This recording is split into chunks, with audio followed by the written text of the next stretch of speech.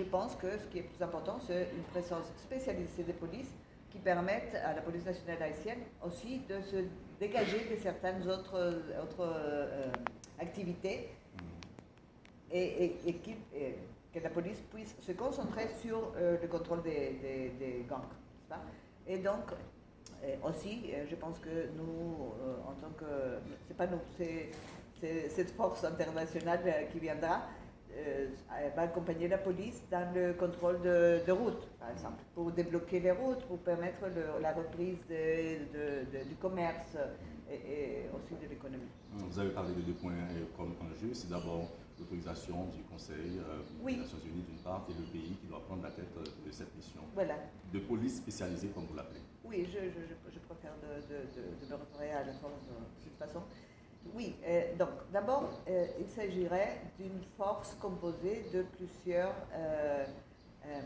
groupes de policiers des différents pays, n'est-ce pas?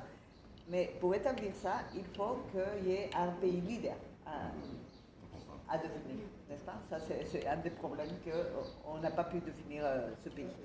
Et ça ne sera pas une force des Nations Unies, mais ça doit être autorisé par le Conseil de sécurité, parce que vous savez que dans le droit international, tout ce qui a à voir avec la présence d'une force, dans ce cas-là policier, disons, dans un autre pays, a besoin d'une autorisation du Conseil de sécurité, qui est le corps qui contrôle, disons, les relations internationales au niveau de ce type de présence. On a beaucoup de points à voir avec vous.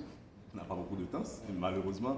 Mais vous avez parlé aussi des élections et vous avez dit que c'est à chacun de jouer son rôle, notamment le gouvernement, Haïti, etc.